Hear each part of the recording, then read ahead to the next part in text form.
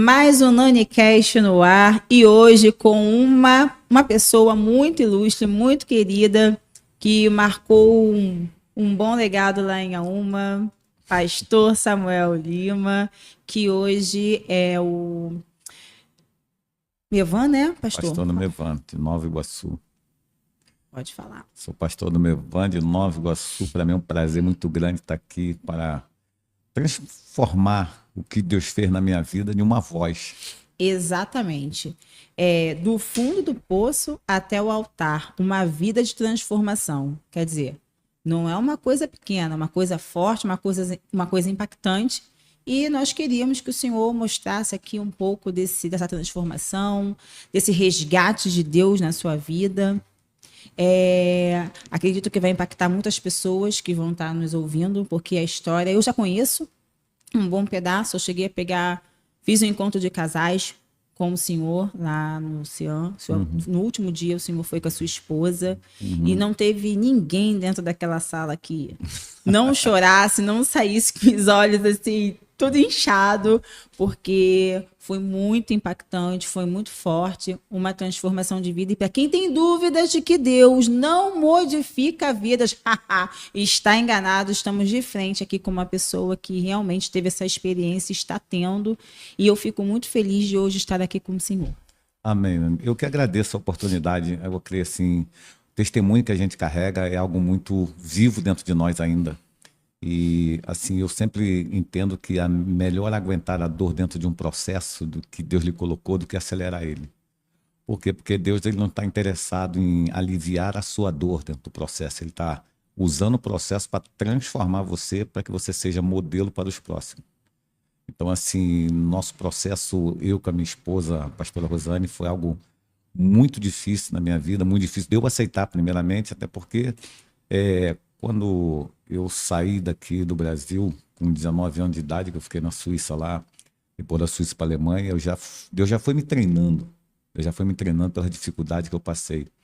E depois de ganhar todo esse dinheiro com a bola, com futebol, vendendo jogador de futebol, quando eu vim embora do Brasil em 2006, eu já vim com bastante condição financeira. Mas a condição financeira para mim tinha um propósito. Eu era o cara. Eu me mandava, eu não aceitava conselho de ninguém, era eu mesmo que me coordenava. Para mim não existia Deus, não existia ninguém, porque eu tinha meu dinheiro, fazia o que eu quero, eu era o cara.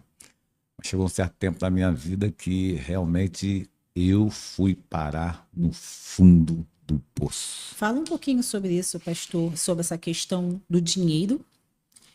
Eu gostaria que o senhor falasse quando o senhor saiu, como que o senhor chegou nessa questão da parte de ser empresário de jogador de futebol. O senhor jogou, o senhor era empresário, como era essa vida?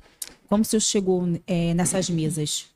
Inclusive, isso é interessante que eu estou fazendo um livro sobre isso, vai ser lançado agora dia 20 e 21 de maio. Olha, qual é o nome do livro, pessoal? Aí, ó. Jesus, o maior gol da minha vida. Jesus, o maior gol da minha vida. Ótimo. Então, a gente sai, eu sempre fui de uma família pobre, né? Meu pai e minha mãe meu pai trabalhava na Crabim, minha mãe lavava roupa lá fora para sustentar 10 pessoas. Crabim?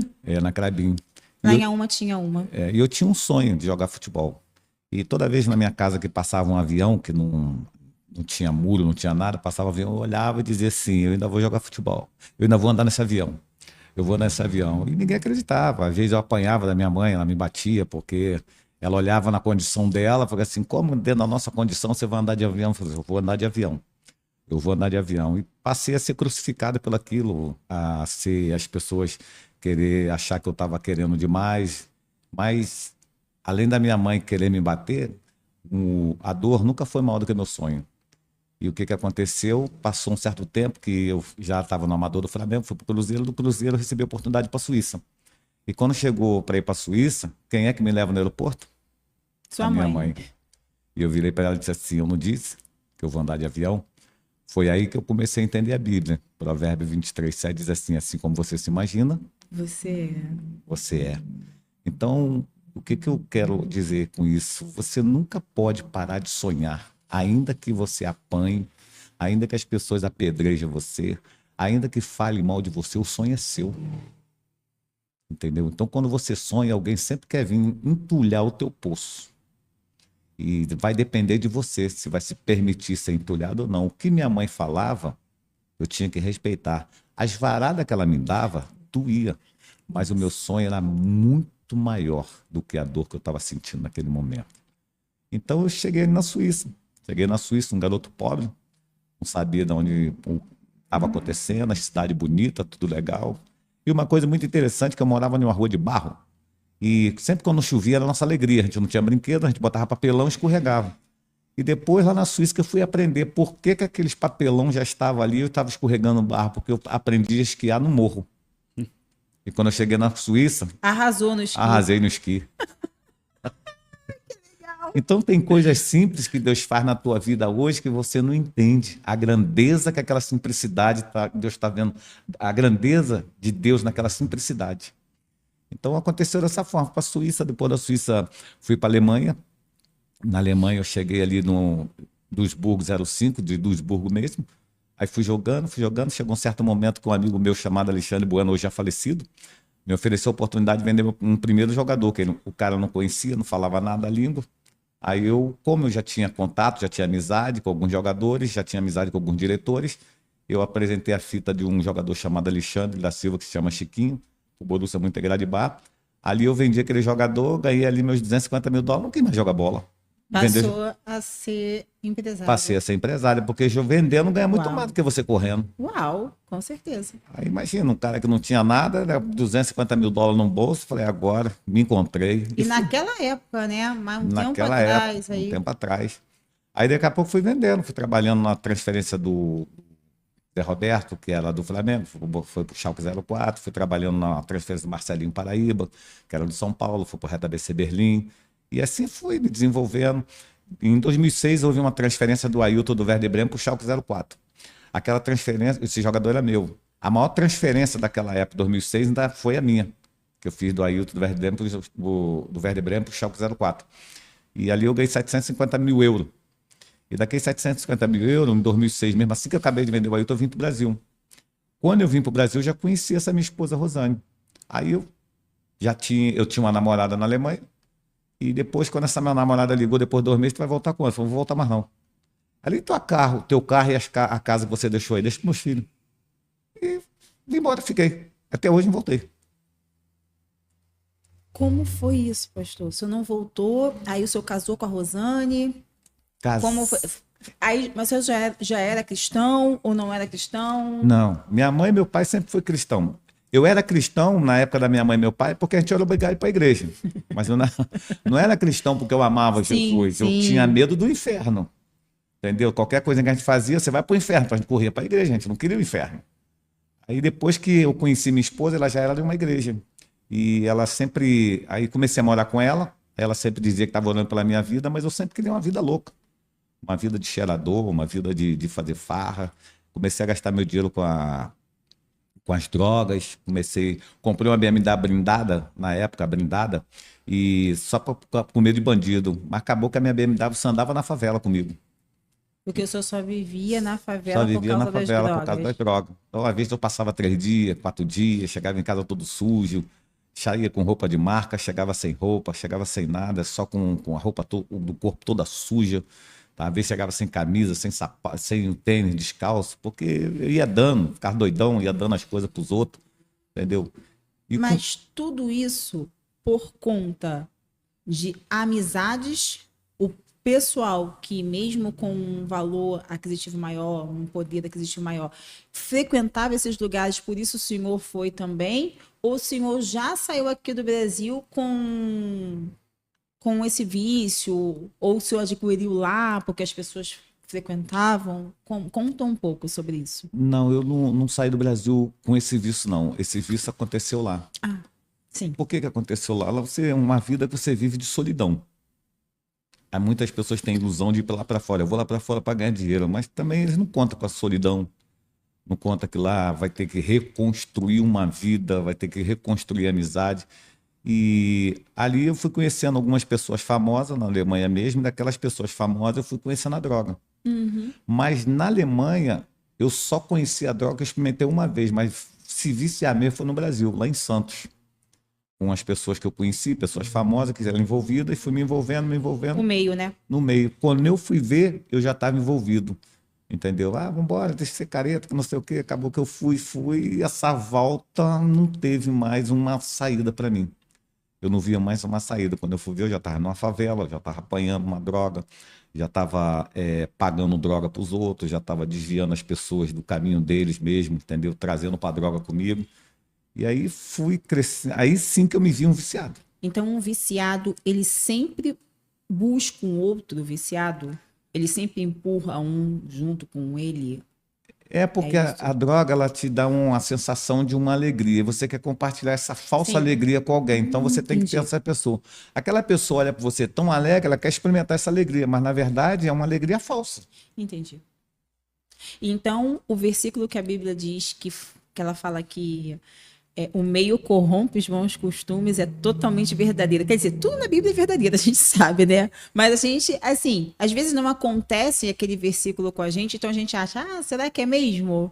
Será que aquilo ali é verdade mesmo? Será que a Bíblia não está exagerando? Então, quer dizer, não tem exagero nenhum Não na tem, não. Bíblia. É verdade. É verdade, até porque são várias pessoas falando, você ali sozinho, a tua humanidade, para você querer mostrar que também você é forte, você consegue, aí acaba você entrando ali, mas entrando de gaiato. Você está entrando em um caminho que talvez, por você querer se sentir homem, é um caminho que não tem mais volta. Porque muitos dos meus amigos foram e não conseguiram voltar. E eu glorifico a Deus, porque hoje eu estou aqui falando de uma pessoa que eu consegui voltar, graças a Deus. Então, o senhor acha que o Senhor já tinha um plano na sua vida? Com certeza absoluta, porque as favelas que eu entrei, a vida que eu vivi, se eu não morri, Meu a mão dele Deus. estava sobre a minha vida. E é por isso Amém. que hoje eu entendo aquele versículo, quando Deus transforma, não transforma não, quando Deus chama Ananias para abrir a visão de Saulo, Ananias diz, pô, mas ele é um assassino. Não, não é assassino, para você. Para mim ele é um instrumento. Para muitos eu era um drogado, mas para Deus eu já era um pastor. Então eu era apenas um osso no meio de um vale. Muitos só olhavam o osso, mas ninguém me via como um exército de vida. Entendeu? Então muitas pessoas julgam quem está eu não julgo quem está na droga, porque olhando hoje espiritualmente falando, não tem nada a ver com o diabo. Tem gente que fala que é o diabo, não tem nada a ver, a droga não tem nada a ver com o diabo. O diabo nunca me deu a mão para atravessar a rua para entrar na favela. Era eu que ia. Mas não é uma entidade que faz, não é nada, ninguém me impulsiona. É a minha cara de pau mesmo, de ir lá e fazer isso. Fala Entendeu? mais sobre isso, pastor, sobre a questão espiritual, que realmente muita gente acha que a droga é um espírito maligno que atua na pessoa. Eu nunca ouvi a voz do diabo dizendo, cheira um pouquinho, vai lá na favela, então eu não posso falar que é do diabo. Era ser vergonhice minha. Eu queria fazer isso. Eu queria me achar alegre. Eu estava buscando uma alegria na droga que talvez eu não estava encontrando com todo o dinheiro que eu tinha, eu não estava encontrando aquela alegria. Então, para mim, a droga era um lugar de refúgio para mim, que eu ficava rindo com as pessoas, brincando com as pessoas, me sentindo alegre no meio das pessoas. Mas mesmo assim, quando virava o dia, quando eu botava a minha cabeça no travesseiro, eu descobria que aquilo não era uma felicidade. Aquela felicidade já tinha ido embora. Então, essa felicidade que eu buscava nas drogas, hoje eu encontrei em Jesus. Hoje eu não preciso das drogas, hoje eu não preciso que as pessoas fiquem rindo para mim, porque eu já tenho um Espírito Santo que ri toda hora junto comigo. Então não é o diabo que me fez ir para a droga, fui eu que escolhi. Não foi as pessoas que me induziram, eles só mandaram eu ir, mas eu que tomei a decisão de ir. Entendeu? Então eu creio assim. As pessoas falam assim, é o diabo que não sei o quê. Não é o diabo que leva ninguém para a droga. É eu que escolhi esse caminho. E não tem nada de ficar espiritualizando um drogado. Olha lá, é demônio, é aquilo.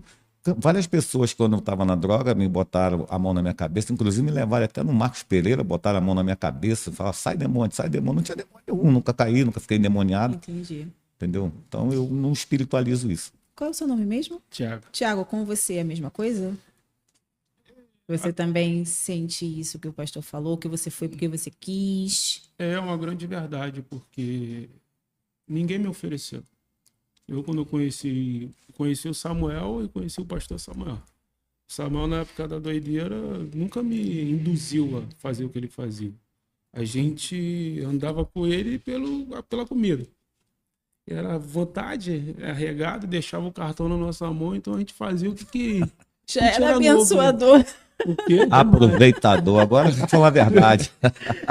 Então, eu e grande parte lá do pessoal lá da nossa rua lá, a gente gostava de sair com ele por causa desse privilégio que a gente tinha, né? Em poder beber, em poder comer. Entendi. Mas a questão de oferecer, ele nunca foi de oferecer, não. Mas a droga, enfim, ela aparece na vida acredito, do ser humano, assim, sutil, te prende, e para sair tem que haver um libertador. Tem que vir um cara que te aponte o caminho, te mostre Cristo mesmo, e que ali você, com toda força de vontade, na hora tem que botar uma força para sair e sair. Pessoal, esse é o Tiago, discípulo e amigo do pastor Samuel, que veio ter com ele hoje aqui. Então, ele também está participando da mesa, porque é um assunto pertinente, é um assunto que ele também conviveu, que ele passou. Então, é necessário também, achei muito legal ele ter vindo, até para poder estar falando também, dar o testemunho dele, tá? Inclusive, quando eu saía da igreja, eu passava, e ele estava sempre nas esquinazinhas. Mas eu já cheirei e eu sabia. Falei, como é que tá? Ele falou, tô legal. Eu falei, não tá legal. Ela, tu vai me enganar? E o engraçado é que ele, quando eu vi o carro dele apontando na esquina, eu já virava as costas. Falei, vai me encher o saco, meu Deus do céu. E falava de Jesus para ele. Acabou um certo tempo que não precisou impressionar, não precisou empurrar, não precisou ficar pegando no pé. Num certo tempo, a palavra lançada frutificou. E ele entrou na igreja, aceitou Jesus. Hoje serve Jesus junto comigo. Verdade. Amém. Muito bom. Amém. É muito bom ver isso na vida das pessoas, né?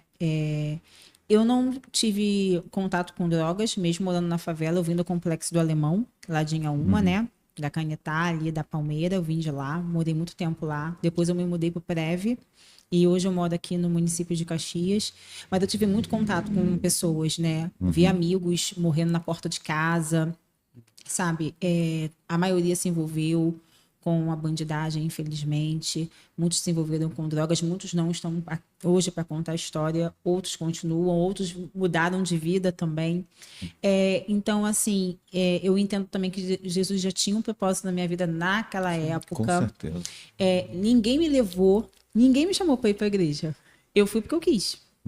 Eu comecei hoje eu vou na igreja, eu vou nessa igreja aqui, porque eu quero entrar, eu quero ver como é. Até porque eu tinha levado uma adolescência de catolicismo, mas eu não me identifiquei. Eu fiz tudo na igreja católica, tudo que você imaginar eu fiz, mas eu não me identifiquei depois de um certo ponto e saí e fui ter com Cristo. Mas vou falar para o Senhor que há 1 ano e meio atrás é que eu realmente me sinto crente. Porque eu conheci o Espírito Santo de verdade, eu não conhecia o Espírito Santo. Se eu tenho falado do Espírito Santo, eu não conhecia. Para mim, o Espírito Santo era só uma palavra. Eu não entendia que ele era uma pessoa. E hoje eu entendo tanto, eu sou tão dependente dele que até que se sumir alguma coisa dentro da minha casa, eu peço a ele para me ajudar a procurar. E ele me mostra exatamente onde está. E eu não tinha esse encontro com ele. Então hoje, essa intimidade. Então hoje eu me sinto realmente crente de 1 ano e meio para cá.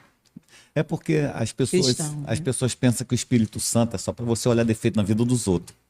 Entendeu? É só para Deus revelar a vida dos outros para você. Eu vou te falar uma coisa. A Bíblia diz que uma mulher ela perde uma dracma dentro de casa. E a primeira coisa que a Bíblia diz é assim, manda ela acender a luz. Por quê? Para você achar que você perdeu só através da luz, que é Jesus. Olha. Então, depois ela disse assim, ela varre a casa. Você só varre a casa quando está suja. Ela não perdeu do lado de fora, ela perdeu dentro de casa. E às vezes a gente perdemos os nossos valores dentro de casa e estamos procurando na vida dos outros do lado de fora. Meu Deus. Ao invés da gente varrer a nossa casa, encontrar os nossos valores para depois declarar os valores que nós temos para as pessoas do lado de fora. Exatamente. Entendeu? Então eu penso assim, eu me converti, ninguém me impressionou. Minha esposa orava por mim. Eu era tão maluco, Nani, que eu chegava em casa doidão com mulher. Conta isso, pastor. Eu ia falar como foi a vida da pastora Rosane. Meu Deus, tudo que o senhor falou naquele dia, de repente um pouquinho mais resumido. Eu quero que depois a pastora Rosane esteja aqui presente, porque nós vamos fazer um episódio sobre isso. Sobre mulheres que passaram o que ela passou, que não foi fácil. Pode falar, pastor. Aquela mulher ali é uma mulher, pra mim, ela tinha que estar no céu. Não agora. E ela é linda. Que ela agora. Linda e tinha que estar no céu. Por quê? Porque às vezes chegava, era tão doidão que chegava a mulher dentro de casa e dizia assim, essa aqui é mais bonita do que você. E ela pegava o filho, ia para casa da mãe dela e dizia assim para mim, Deus tem uma grande obra na tua vida. E eu, quando eu olhava assim, até a menina que veio comigo de mão dada, eu já olhava e já não queria mais. Eu falei, rapaz, quando tocava no nome de Deus, eu já ficava meio... porque eu tinha medo de depois fazer alguma coisa com aquela menina e morrer em cima da menina. Depois daquela palavra. Então, a Rosane suportou esse processo todo. E não é que ela ia para a igreja pedir a Deus para transformar somente a minha vida, que ela só queria ter uma família. Mas só que ela não esperava que hoje eu seria o pastor dela. Então, hoje eu sou pastor dessa Rosane que ela suportou. Às vezes, quando eu prego isso na igreja, quando dou testemunho na igreja, a pessoa fica assim, eu jamais suportaria isso. Pois é, por isso tu não tem um pastor em casa. Exatamente. Porque eu creio que a Rosane hoje ela tem uma estrutura para pregar sobre talvez um monte de mulher que estão aí, que o marido também se envolveu com droga, ou até mesmo perdeu toda a vida financeira. A Rosane ela teve o luxo de andar comigo na Alemanha, na Coreia, nos melhores aviões, nas primeiras classes, nos melhores hotéis. Mas foi a mesma mulher que na hora que eu perdi tudo, era a mesma mulher que também estava ali dividindo o ovo comigo.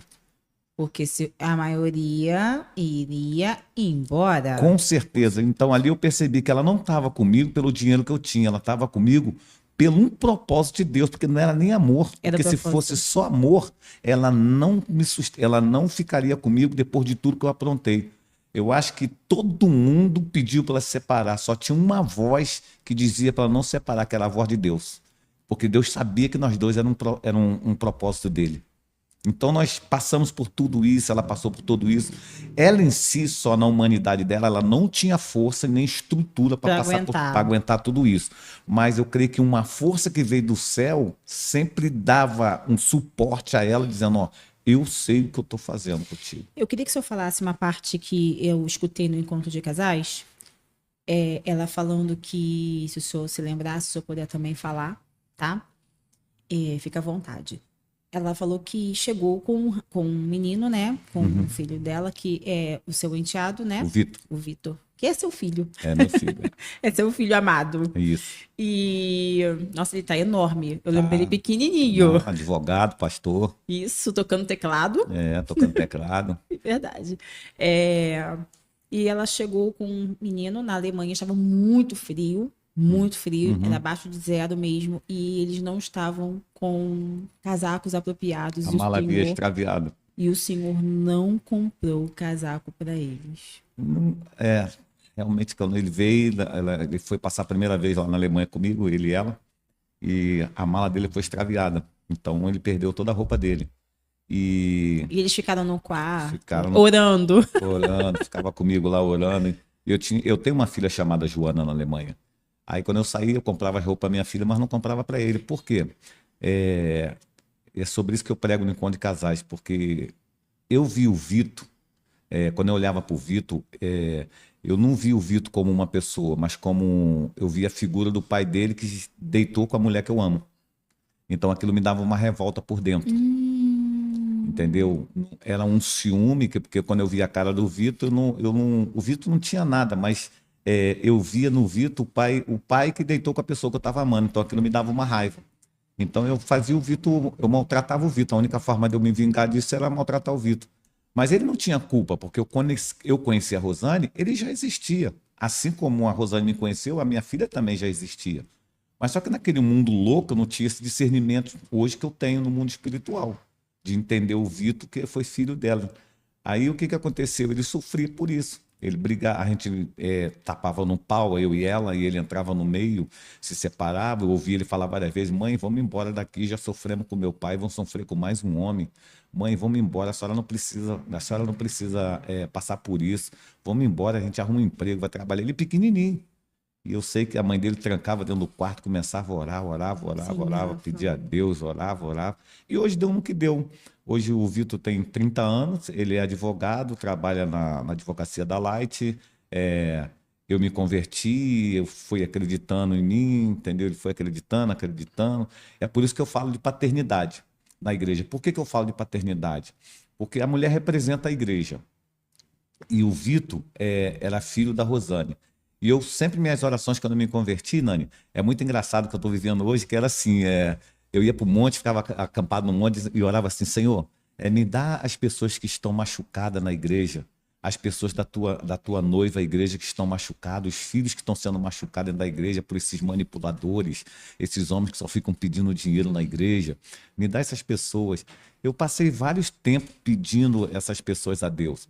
E no acampamento que eu estava, no quarto acampamento que eu fui no monte, eu ficava 15 dias sem comer nada. Em 3 em 3 meses eu fazia isso. Durante 10 anos eu fiz esse processo. E Deus disse assim para mim: como que você quer o filho da minha noiva que estão machucado e ferido, se você tem um filho de uma noiva dentro da tua casa que você não ama? Ui, Aquilo me pegou. meu Deus. Aquilo foi como eu tivesse uma espada atravessada no meu coração. E o que eu comecei a entender? Eu não falei nada para o Vitor, não falei nada para a Rosane, eu desci do monte. Comecei a me aproximar do Vitor. E comecei a chegar bem devagar nele, assim, com muito carinho, sem ele perceber que Deus tinha falado isso comigo. Eu não cheguei falando isso. Sim.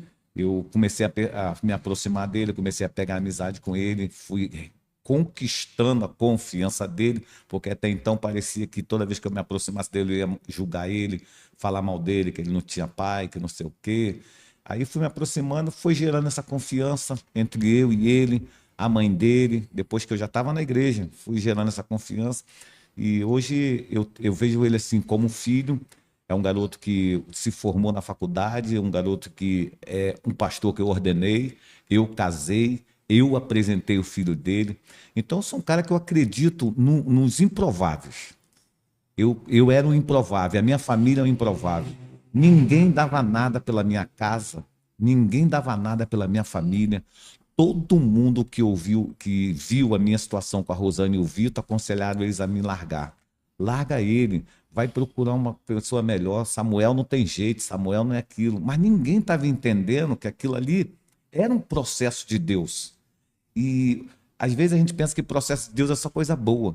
Não, o processo de Deus não é coisa boa, não. Para Deus mostrar para Marta e Maria que Deus é o Deus do presente, do passado, Deus é o Deus do passado, presente e futuro, Deus teve que esperar elas morrer. Porque quando Deus chega para Marta, Marta diz assim: Senhor, se o Senhor tivesse aqui, ele não teria morrido. Ou seja, Marta estava dizendo: pô, estou jogando Deus lá no passado. Estou jogando Deus no presente. Se eu tivesse aqui, ele não teria morrido no futuro. Entendeu? Então, eu sempre imagino assim, ninguém acreditava na gente. E nem eu mesmo, na verdade. Vou ser sincero, nem eu mesmo acreditava em mim. Para mim, eu ia dar tudo, menos Olha pastor. aí, Michel, tá vendo? Nem mesmo eu acreditava.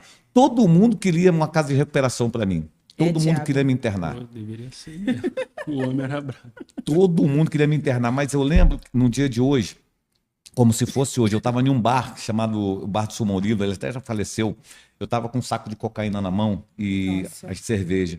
Eu peguei aquele saquinho de cocaína na mão, aí eu abri assim e fui lá no banheiro, joguei tudo fora.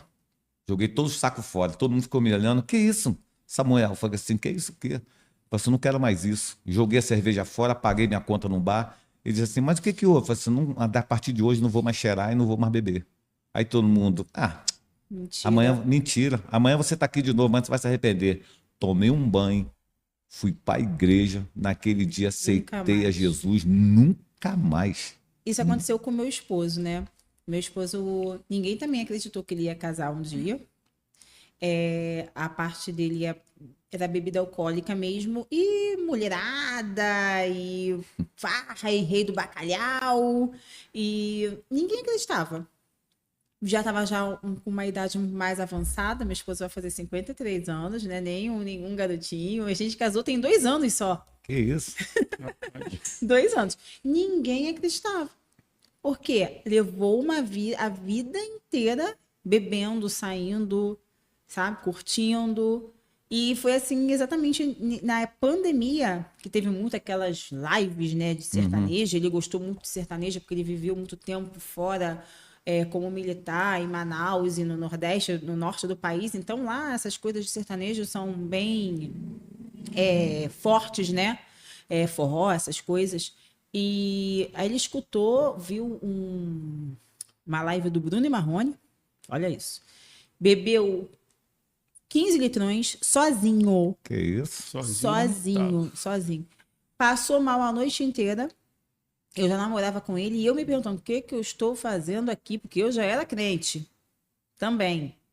Mas, né? E quando foi no outro dia, ele falou assim: não vou mais beber. Nunca mais. E foi a partir daí que ele passou a ir no Cian. E daquele dia pra cá, nunca mais ele bebeu.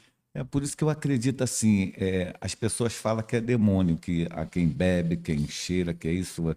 Eles dão nome, é Zé Pilintra, isso e aquilo. Você já viu que não tem demônio com nome de inglês? Tudo é Zé Pilintra, Maria Mulambo, mas não tem nenhum demônio chamado Johnny. Ah, tem nenhum demônio... Steve. Robert. Não tem. Esse cara deram esse nome. Então, assim, quando eu entendo que a minha conversão, ela foi uma decisão interna minha. Eu decidi, todo mundo queria me internar, e eu falei, ninguém vai me internar. Eu não estou doente, eu sei o que eu estou fazendo, estou cheirando, pronto. E o que aconteceu? Eu tomei uma decisão. E como que eu consegui sair das drogas? Eu bloqueei todo o meu hall de amizade que ainda era envolvido. Eu, tipo assim, eu pedi um tempo em silêncio, não comuniquei com ninguém, mas bloqueei todo mundo, joguei meu número todo fora, não liguei para ninguém, não atendi mais ninguém, porque eu entendi que eu estava doente e eu precisava me curar. E somente um curado pode curar um doente. Então, como eu estava doente, no meio de doente, ninguém poderia me curar. Sim. Então, isso foi uma renúncia muito grande. Tive que renunciar às mulheres que eu andava, os amigos que eu andava, que todo mundo estava ali. Essa luta interna dentro de mim, eu me tranquei dentro de um quarto, não em depressão, em uma guerra interna entre eu e aquilo que eu queria me tornar, que era uma pessoa saudável para a minha família. Eu me internei, comecei a buscar Deus, comecei a orar. Deus, olha, eu estou com essa disposição, eu quero sair, eu não quero mais viver mais isso. E Deus foi me tirando, foi me dando força. O senhor, quando se converteu de vez, né, quando o senhor chegou nesse ponto, nesse nível de ter essa briga interna entre a carne e o espírito, essa militância, né, que existe, até em quem é convertido também, tem dias que a gente não está bem, é normal, e nós vamos buscar o Espírito Santo para poder nos fortalecermos diante do Senhor. O senhor já estava com o apóstolo Alexandre ou não? Já, eu estava com o apóstolo Alexandre, falei que eu também tive uma ajuda do apóstolo Alexandre, ele conversava bastante comigo. E eu lembro de uma frase que ele falou assim: olha, se você quiser conversar comigo, me procure antes de cheirar. Depois que cheirar, não vai curtir tua droga comigo. Aí eu comecei ali aquela luta interna minha, eu comecei a sair dessa situação e buscando muito em Deus. Eu sei que eu buscava em Deus, entendeu? Eu estava um socorro ali, que eu me internei em Deus. A verdade é essa, eu me internei nele. Comecei, olha, eu acredito no Senhor. Mas era assim, o processo de uma mudança não é da água para o vinho. Não. O que aconteceu? Eu era muito verdadeiro com Deus. Eu ajoelhava e orava a Deus, antes de eu jogar meu último saco de cocaína fora, eu já me ajoelhava e orava a Deus. Eu dizia assim: Deus, me tira dessa droga, me tira dessa situação, mas o Senhor sabe que eu estou com um saquinho aqui no bolso, que eu acabar de orar, eu vou cheirar. Eu acho assim, Nani, é uma oração pura e verdadeira. Não é hipócrita. Não é hipócrita. A pior coisa que você tem é você dobrar o teu joelho e fazer uma oração mentirosa. O que é uma oração mentirosa? Você dizer: Senhor, tu é todo poderoso, tu é digno de honra, de louvor, de adoração. Deus sabe que ele é tudo isso. Quando eu dobro meu joelho, Deus está dizendo: eu quero saber quem é você. Eu já sei que eu sou tudo isso.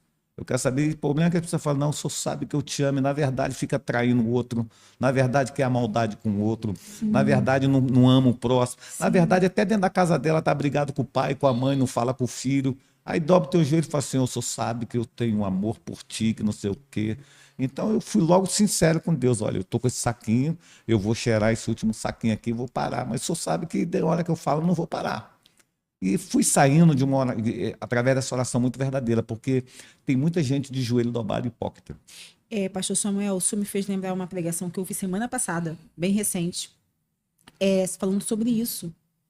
A diferença da hipocrisia e da sinceridade. Aí o pregador falou sobre Davi, sobre aquela oração que ele fez depois que o profeta Natan foi na casa dele e falou: você é essa pessoa, né? Você é esse pecador, você que mandou o cara para a linha de frente, matou e tal. Aí ele se arrependeu e fez o Salmo, acho que 55. Salmo 51. 51. Crie em Deus um coração puro. Isso, crie em Deus um coração puro. Salmo 51. E aí ele fez uma analogia, depois foi mais à frente, a Jesus. Jesus, ele nunca condenou os corações sinceros. As pessoas que chegavam aqui, como o senhor falou, eu tô orando aqui, mas eu tô com um saco de cocaína no bolso. Eu vou cheirar, ou eu vou fumar, ou eu vou beber, ou eu vou trair. Mas eu tô orando, eu quero me libertar disso, eu tô sendo sincera aqui com o senhor, mas eu não sei se eu vou conseguir. Isso. Eu não sei se eu vou conseguir. E Jesus, ele sempre trabalhou na vida dessas pessoas, né? E tanto que o Senhor teve essa resposta de libertação. Se você saiu disso, sincero, o que Jesus não odeia, abomina, é o hipócrita, que é realmente o fariseu. O que o fariseu fazia? Ai, tô lá, todo bonito, no templo, rico. As pessoas iam levar as ofertas, mas por dentro eram falsos, mentirosos, preconceituosos. Era aquele sepulcro caiado, como o Senhor fala. Então, esse comportamento hipócrita e mentiroso é o que Jesus abomina. E eu achei muito interessante. E agora o Senhor está falando disso, eu lembrei. Porque às vezes as pessoas... só porque elas estão servindo a Jesus na igreja, elas se sentem dignas de ser crente. Eu vou te dar um exemplo aqui muito tranquilo. A Bíblia diz que Jesus estava na casa de Marta e Maria. Marta estava fazendo comida para Jesus. E Maria estava aos pés de Jesus. Não estava fazendo nada. Não estava servindo, só estava aos pés de Jesus. Nos nossos olhos humanos. Aí Marta quer dar uma de boa zona, como aquela crente que está dentro da igreja servindo, fazendo a obra, lavando a igreja, pregando, limpando tudo. E diz, Senhor, o senhor não está vendo que eu estou limpando a igreja? O senhor não está vendo que eu estou te servindo, eu estou pregando, eu estou cantando, eu estou tocando? A minha irmã só fica nos teus pés, não faz nada. E Jesus, para mim, dá uma resposta muito simples. Marta, a tua irmã já sabe quem é o cardápio.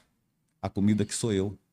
Eu sou o alimento dela. O problema é que você está me servindo para me empurrar o que você quer. Mas você não quer receber o que eu trouxe. Ai, aleluia. Entendeu? Então, às vezes, não é a questão do serviço. Às vezes, estar aos pés vale mais do que você estar no altar pregando, vale mais do que você estar no altar tocando. Estar aos pés, ninguém...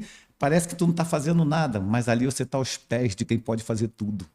E quando está aos pés de quem pode fazer tudo, tu não precisa fazer mais nada. Tu só está ali só contemplando as coisas. Então eu fico pensando, hoje quando eu estou na igreja, eu fico com muitas pessoas, não, pastor, tem que fazer. Não faz não. Não precisa fazer nada, Deus já fez tudo. Por isso que eu não me canso na obra de Deus, Nani. Eu não me canso na obra de Deus. A obra de Deus para mim não é um fardo, sabe por quê? Eu não estou fazendo uma obra, eu estou andando sobre o que ele já fez. Eu estou lembrando aqui de um culto, não foi Semana da Conquista, quando o senhor ainda era lá do Oceano, né? E a igreja estava dormindo. Não foi vigília, porque já era de madrugada, né? E era sempre em junho, então era frio. Frio, e tal. Aí o povo dormindo, agora é o pastor Samuel entrando. Não esqueço. Inclusive, esse louvor está, eu sempre, é do Fernandinho, mas eu sempre, toda vez que toca, eu lembro do Senhor. Caia fogo do céu. O Senhor entrou cantando esse louvor, louvando, a igreja levantou, e o Senhor trouxe uma palavra, e assim, eu sempre falei isso, não é porque eu estou na frente do Senhor, não. Uma palavra, dois pastores, né, que edificaram muito, com um testemunho de vida, porque é muito parecido com a realidade das pessoas hoje em dia. Eu sei que tem pessoas que não tiveram contato com o que o Senhor está falando, mas para quem já teve contato e já viu ou ficou perto, sabe, é bom, sabe, vem uma força de dentro, porque é realidade de uma pessoa que está perto da gente, não é uma pessoa que é distante, que a gente não conhece, é que a gente só ouviu a história, sabe? Sim. Então, isso sempre foi muito impactante. Eu ouvia isso, porque eu estava nos bastidores, eu estava no banco junto com os outros, então eu ouvia isso muito das pessoas também, sabe? Que você pode ter certeza que realmente Deus não tinha só uma obra na sua vida de restaurar a vida do Senhor, de colocar para fazer as coisas dele, não. É uma transformação e são sementes que o Senhor falou, que o Senhor colocou em palavras que entraram não só na minha vida, como na vida de várias pessoas ali dentro. E acredito também que no seu ministério. Sim, assim, hoje eu pastoreio pelas cicatrizes. Sim. Exatamente Porque isso. diploma aponta para aquilo que você aprendeu. Cicatriz aponta para aquilo que você venceu. Nossa, viveu e venceu, né? Vivi e venci. Então, hoje eu falo muito Vou até anotar isso. Cicatrizes. Espera aí, cicatriz, que eu gosto dessas coisas. Cicatrizes. diploma aponta para o que você aprendeu. Diploma Para o que aponta. você aprendeu. Cicatriz aponta pelo aquilo que você venceu. Por que quando Jesus desce da cruz, Tomé diz assim, certo mesmo mostra? Ele mostra a cicatriz. Então, ou seja, ele venceu a cruz. Então, hoje, as minhas pregações é mais voltada pelo aquilo que eu já passei, porque eu não posso te oferecer alguma coisa, uma palavra bonita, se eu não tenho experiência de vivência naquela palavra. Então, tem muita gente no altar oferecendo coisa que ele nunca viveu. Talvez não vive nem dentro de casa. Oferecendo amor aos filhos, oferecendo amor à esposa, eu tenho uma bela família, casa. De repente ele quebra o pau com a família dele dentro de casa, de repente ele maltrata os filhos. Ele fala de mesa na igreja, mas nem ele come na mesa com os filhos. Entendeu? Ele fala de priorizar, honrar os filhos, mas quando ele chega os filhos chegam em casa, bebe água no copo de plástico, o melhor copo é para visita. Então a gente hoje está. Eu caminho pelas cicatrizes que eu já venci. Por isso que eu tenho. Deus me deu autoridade para falar sobre essas cicatrizes que eu venci. E eu peço a Deus para me manter sempre nesse coração humilde e nunca me venda. Porque você vê que Davi, ele defendeu as ovelhas, tirava a ovelha da boca de urso, tirava a ovelha da boca de leão. Isso é ele com coração de pastor. Mas quando ele tem um coração de rei, ele pega a ovelha e bota na linha de frente para morrer, que foi Urias. Então, se você não tomar cuidado, você perde o coração de pastor quando Deus te leva em uma posição mais alta.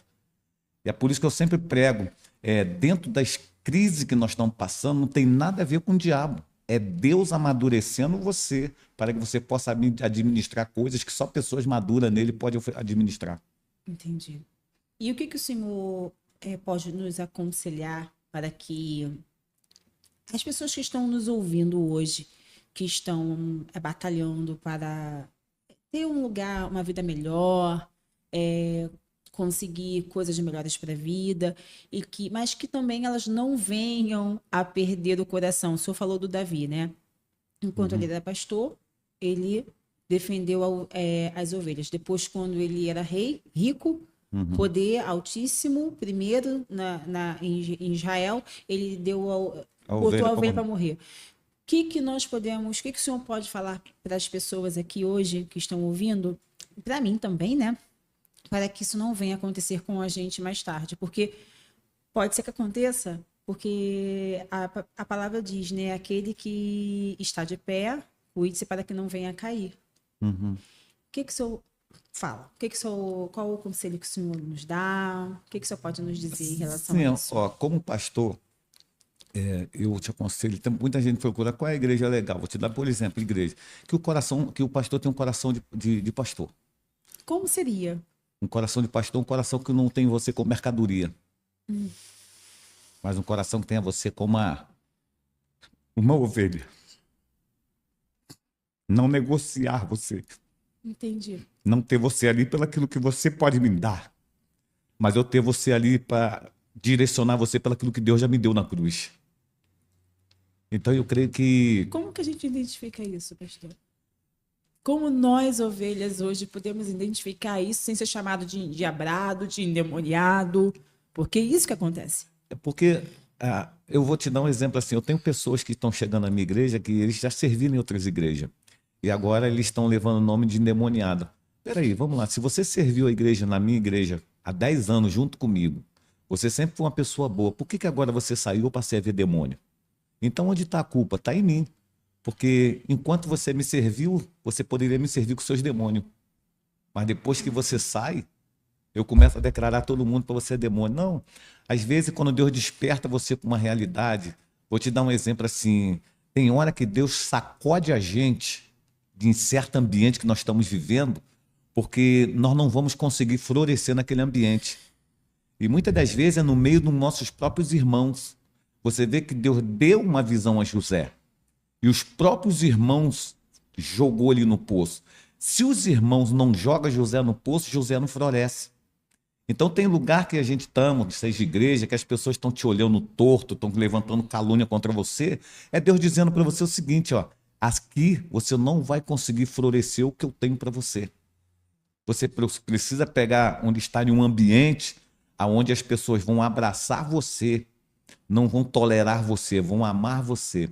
Então, eu sempre aconselho procurar uma igreja que o pastor tem um coração de pastor. Coração de pastor, quando você vê as pessoas não te pedindo sacrifício. O que é sacrifício? Hoje, eu entrei na igreja, não foi para me tornar uma pessoa com dinheiro, até porque Deus já me tirou do dinheiro. Eu não preciso fazer dinheiro para chegar onde eu nunca cheguei. Eu já cheguei aonde o dinheiro poderia me levar. Então, Deus me trouxe. Eu vou fazer uma analogia aqui para você, uma tipologia. Eu fui criado numa família muito pobre. Deus me colocou nos melhores hotéis da Europa, da Ásia. Deus me colocou com os melhores carros Porsche, Mercedes. Deus me colocou nas melhores classes de avião. Deus me colocou nos patamar com as melhores pessoas. Sentava na mesa de Beckenbauer, de Carlos Heinz Rummenigge, do Michel Maia, diretor do Borussia Dortmund. E depois Deus me tirou tudo isso.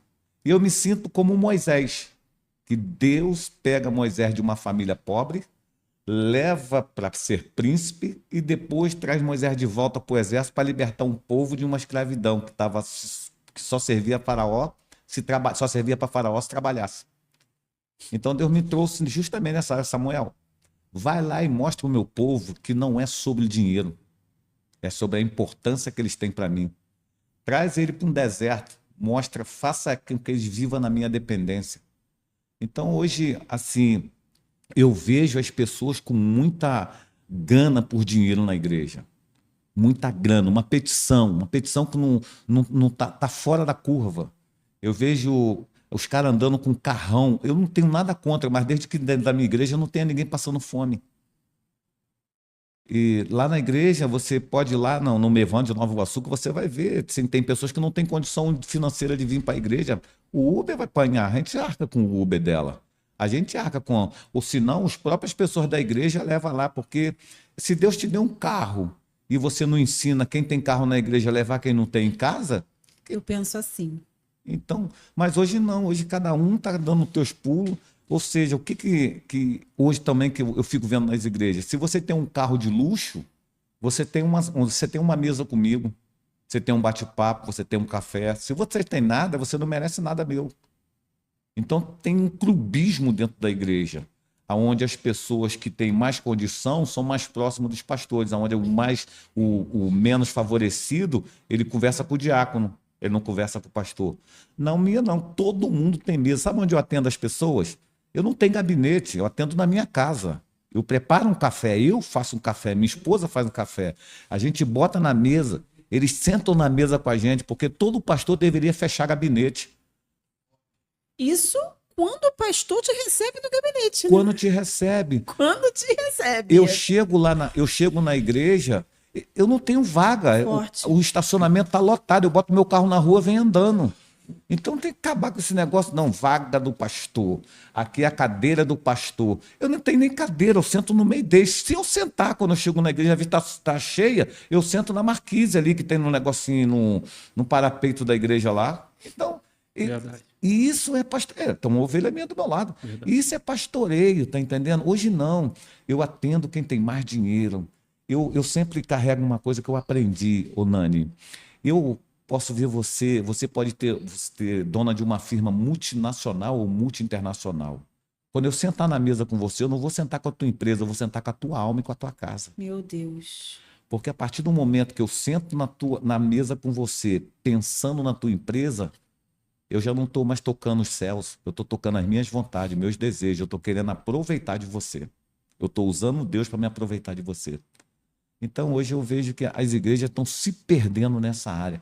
Tem muitas pessoas boas na igreja, mas ela não tem condição financeira. E eu fico olhando para o ministério de Jesus, quando manda Jesus pagar o imposto dele, vai na boca do peixe, eu não tenho nada no meu bolso. Pastor, só para a gente... Só uma coisa sobre a questão ainda... É um ponto muito... delicado, né? Porque realmente é o que acontece e as pessoas não gostam de falar sobre isso, muitas gostam, outras não gostam, como eu falei, se a gente fala é endemoniado. Então, mas o que o senhor pensa hoje, eu queria que você falasse rápido sobre isso até, sobre as pessoas hoje que não têm condições na igreja? Elas entraram sem condições ou elas permanecem sem condições? O que o senhor diz hoje sobre a prosperidade? Estou falando não a prosperidade no geral, financeira para o cristão. Isso é pecado? O Deus não quer isso na vida do cristão? Porque a gente ouve também muita gente falando assim, porque ter dinheiro é pecado, porque ser rico é ruim. Mas a gente consegue fazer alguma coisa sem dinheiro? Não. Então, o que o senhor pensa sobre isso? Essa questão do cristão pobre. Às vezes as pessoas falam para mim assim, o dinheiro é do diabo. Tu quer ver, o diabo fica sem dinheiro. Eu penso dessa forma. Então, eu pensava assim, a prosperidade, eu vou tirar por mim, eu tinha muito dinheiro, mas eu não tinha prosperidade. Eu tinha dinheiro, mas não tinha família, não tinha paz, não tinha alegria, não tinha nada. Então, prosperidade, para mim, é ter suas necessidades supridas na medida certa e no momento exato. Se eu tiver um ovo para comer, eu sou um cara próspero. Eu não posso invejar quem tem picanha. Sim. Então, entendi. isso é prosperidade. Então, a igreja botou que prosperidade é só falar do dinheiro, que você tem que ter dinheiro, tem que ter dinheiro. Mas teu irmãozinho que está lá no cantinho do banco, ele não tem dinheiro, não tem nada, vem com a bicicleta dele para a igreja pedalando, que ele tem muito mais felicidade no interior do que muitos que estão com dinheiro, mas não tem paz. Então, a prosperidade ela não está atrelada. É errado ter prosperidade? Não. É errado ter prosperidade? Não. Até porque a palavra de Deus diz que ele não tem por cabeça e não por cauda. Cabeça é o quê? O governo. A cauda é o quê? Aquilo que se arrasta. Então, nós estamos dizendo, não quero você se arrastando na Entendi. pobreza. Deus não quer. Não, eu quero que você tenha o governo. O problema é que a nossa mente de governo hoje é só para benefício próprio. Deus não tem vontade nenhuma de te dar alguma coisa que pare em você. Porque Deus não te tem como uma represa, te tem como um rio. Deus tem todo o prazer do mundo e te dá dinheiro, desde que você pense no próximo. Quando a palavra de Deus diz em Lucas, que Deus disse por discípulo que estava pescando, lançai as vossas redes, fala no plural. E por que lançar a vossa rede só tinha uma rede? É porque quando Pedro lança a rede vem cheia de peixe e bota no barco, o barco está afundando. O Pedro olha para um pescador e pede o barco do pescador para botar o peixe. Ou seja, Deus já estava vendo aquele homem também passando por necessidade. Então, quando Deus te dá dinheiro, Nani, é para que você seja bênção na vida do próximo. Então, por quê? Se eu te dou essa garrafa d'água aqui agora e você pega essa garrafa, Deus está dizendo, Samuel, você deu para alguém, eu vou te dar mais uma garrafa. E assim vai. Então, Deus me tem como um rio, não como uma represa. A partir do momento que Ele me dá água e para em mim, Deus está vendo assim, cara, eu não estou vendo generosidade no teu coração para me continuar te abençoando. Entendi. Então, a prosperidade está atrelada ao teu coração generoso. Entendi. Entendeu? Então, qual é o meu coração generoso? Hoje, se você entrar na igreja, lá no Bevan, nós temos um mercado social. O que é mercado social? As pessoas que nós temos uma sacola direitinho, as pessoas que não têm como comer, elas vão ali, pegam 1 quilo de arroz, 1 quilo de feijão, 1 quilo de macarrão, põe na sacola e leva. Quem tem condição, bota 1 quilo ali. Entendeu? Então, eu acho assim, a prosperidade... Nossa, que legal. A prosperidade, Deus nos dá condição, vamos fazer. O problema é quando Deus está dando condição para a igreja que só favorece o pastor. Aí eu sou contra. Só favorece o pastor. O cara com a casa de luxo, mas a igreja, meu irmão, passando por dificuldade. Aí vão levantar a campanha do ar-condicionado. Campanha o quê? Mete a mão no que já tem e vai botar o ar-condicionado. Tá entendendo? Estou entendendo. Estou entendendo. E eu não tenho papo na língua para falar, não sabe por que eu vivo isso. Eu vivo isso agora, engula quem quiser. Tá Eu sei certo. que vai ter apoio, vai ter pastor, eu não concordo com isso, meu irmão. Cada um segue a luz que Deus deu. Amém. Tiago, você conta pra gente rapidinho também, né? Porque a gente tá com um pouquinho de tempo, já tá terminando. Passa rápido, é legal, mas passa bem rápido. Como a sua vida era antes, como a sua vida é hoje? Então, O Tiago de antes de Cristo e o Tiago agora, depois de Cristo. Então, eu conheci o pastor, já conhecia, né, que ele me viu desde garoto, só que ele chegou na minha vida quando eu mais precisava, quando ninguém acreditava mais em mim. Também a questão do improvável. É improvável. Eu já sou casado há 20 anos, né? Vai fazer 20 anos agora. Qual o nome da esposa? Rayana. Rayana. Amor da minha vida. E o pastor chegou na minha vida, cara, quando eu mesmo já estava cansado de droga, já trabalhava por conta própria, né? Ser empreendedor? É. Que legal. E já estava cansado. A realidade é essa, né?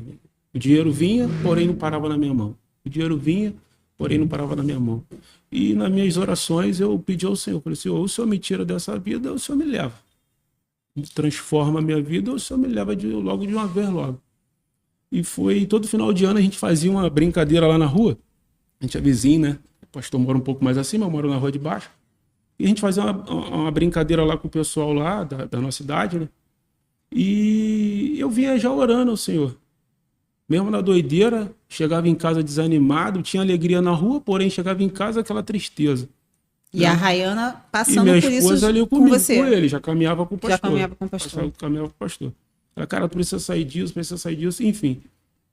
A gente na brincadeira na rua, zoando, brincando, funk, aí o pastor invadiu lá a casa onde a gente estava. Invadiu.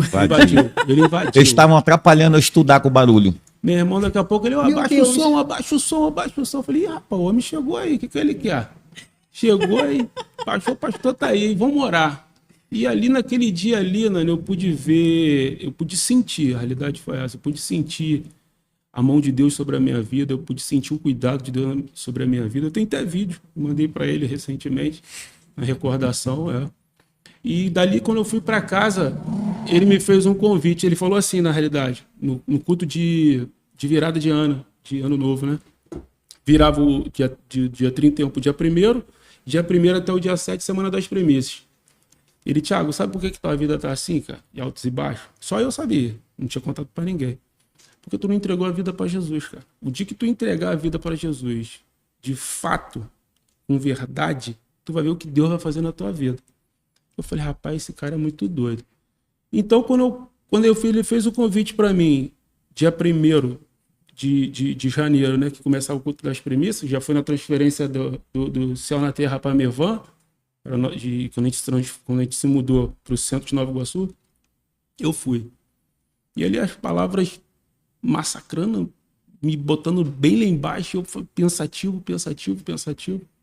E ali eu passei a acreditar, aqueles 7 dias ali sendo ministrado pelo Senhor, através da vida do pastor, aquilo ali chegou no 7º dia, no 2º dia eu já queria que ele fizesse... O 7, né? O 7. Isso. No 2º dia eu já queria que ele fizesse apelo. Aceitar logo Jesus logo e aí ele não fez. Não fez. Chegou no último dia, ele fez. E ali eu pude ver, naquele último dia ali, quando ele falou para poder levantar a mão, né, fez o apelo, e ali eu me converti novamente, eu pude ver que eu não estava sozinho. Eu pude ver que ele estava comigo, eu pude ver que a minha esposa estava comigo, eu pude olhar para trás, né, e ver que o pessoal que eu já caminhava com o pastor também torcia pela minha conversão. E ali chegou aquele cara que oscilava, hoje não oscila mais. Aquele cara que trabalhava na rua, né? Com vergonha dos clientes, recebeu o cliente na rua, né? Esse cara já não trabalha mais na rua, de qualquer lugar. Já tem um local dele de trabalho. Deus fez, né? Entendeu? Deus modificou as coisas. E a gente é assim, cara, o improvável aconteceu. Amém. Isso é prosperidade. Isso é uma prosperidade. E detalhe, e quando ele ensinou isso para mim, eu agarrei com esse dente. E hoje a gente ajuda, né? Tem um pessoal que trabalha comigo na mesma condição que a gente está ajudando a se libertar das drogas, a largar a bebida, a confiar no Senhor, a confiar no que Deus pode fazer. Hoje o ministério do pastor, se eu estiver errada, o senhor me corrija, é voltado mais para a questão de libertação de drogas, de criminalização, essas coisas, tem muito na sua igreja ou não? O senhor engloba o geral? Eu englobo geral, mas eu pego muito hoje na paternidade. Paternidade? Paternidade espiritual. Eu trabalho com paternidade porque hoje eu vejo muitas pessoas na mão de pastores manipuladores. O Thiago é um filho espiritual. É um filho espiritual. Eu trabalho sobre essa paternidade, onde você não é obrigado a estar na igreja. Eu vou te dar um exemplo. Se eu tiver fim de semana na praia, eu vou glorificar a Deus.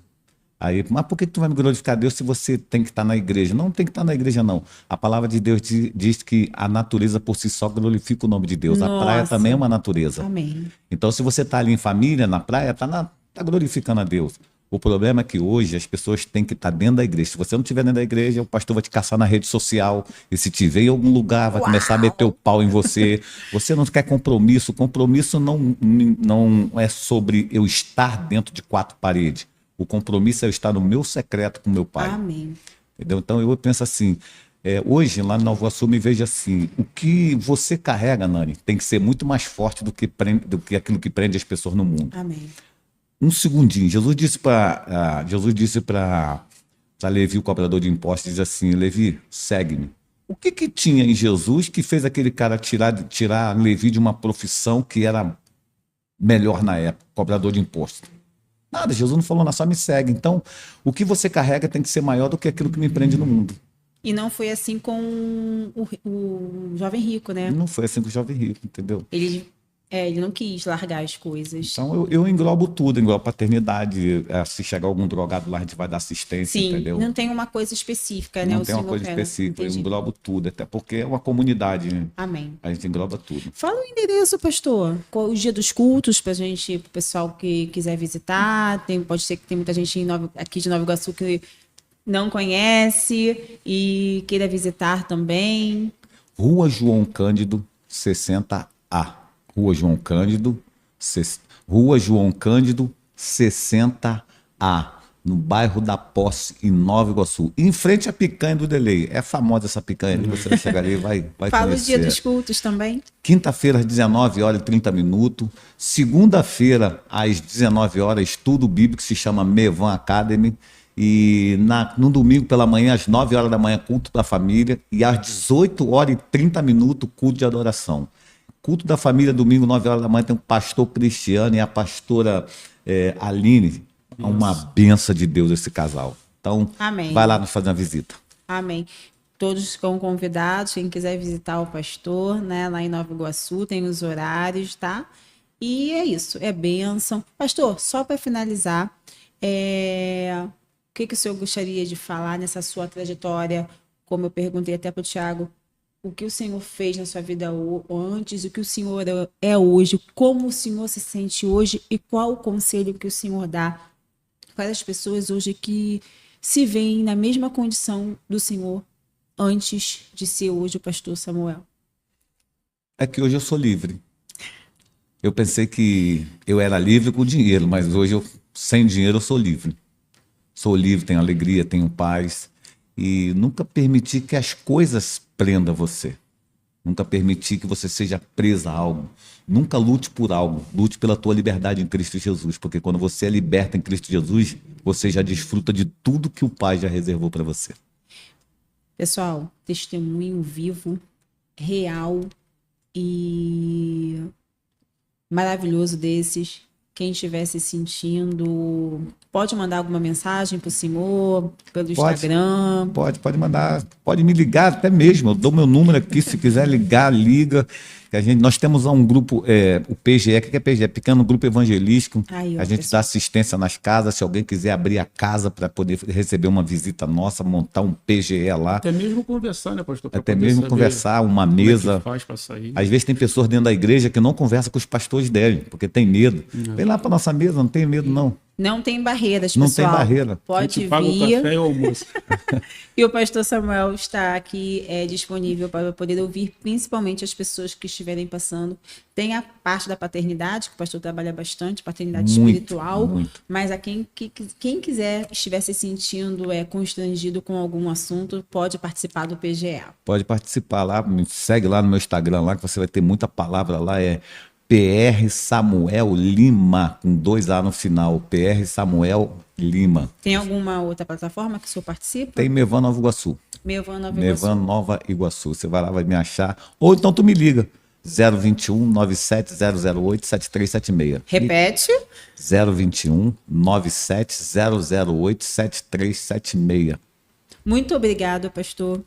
Ficou a próxima com a pastora Rosane. Com certeza, já vou deixar o convite para a pastora Rosane. Pastora Rosane, pode vir, super convidada. Eu tenho certeza que você vai ter muito a falar aqui e as mulheres vão ficar muito impactadas com o testemunho da senhora. Amém, eu tenho certeza, gente. Ela é uma potência. Verdade.